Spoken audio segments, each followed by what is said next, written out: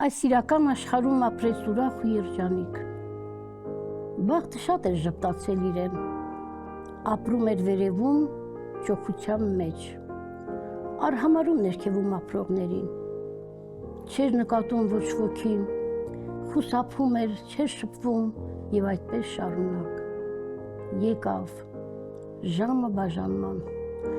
պետք է գնար այս աշխարհից այն աշխարհ, ոսկե դագաղով ճանապարհեցին, ճանապարհին մտածումների մեջ էր, ինչպես ապրել այս աշխարհում կշարունակի նույն ձևով, թե չգիտեր, անհանգիստ էր։ Այն աշխարհի տիրակալը հատուկ կարգով չընդունեց, նույնիսկ սառը։ Այն աշխարհում մարդիկ բաժանված էին երկու խմբի՝ երջանիկների եւ լքվածների։ Ժողովը ըստ այն աշխարհում ապրած կյանքի պետք է որոշեր, ուր ուղարկել նոր բնակչին։ Բոլորը պետք է արտահայտվեին ասելով միայն ճշմարտությունը։ Առաջին ելույթ ունեցող.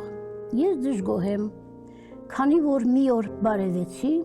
բարևս չընդունեց։ Ես շատ վիրավորվեցի։ Երկրորդ ելույթ ունեցող. մի անգամ խնդրեցի ինձ օգնել, երեխաներս սոված էին, չօգնեց։ Երրորդ արտահայտվող. մի անգամ խնդրեցի սուրճ խմել ինձ հետ, վիրավորեց, ասելով. ես ամեն աղքատի հետ սուրճ չեմ խմի։ Բավական է, անցնում են քվեարկության։ Նորաբնակը կծկվեց, փոքրացավ, խեղճացավ եւ սպասեց որոշմանը։ Քանի որ ոչ փողը, ոչ ծանոթը կօգներ, այստեղ հավասարության օրենքն էր։ Նորաբնակը անցնում է լքվածների խումբը։ Երջանիկների խմբի անդամները առավոտից երեկո երգում էին, պարում, ուրախանում, իսկ լքվածների խումբը տխուր, արհամարհված անցկացնում իրենց ժամանակը։ Արդյոք իրենք զղջատին իրենց ապրածի համար։ Ես չգիտեմ,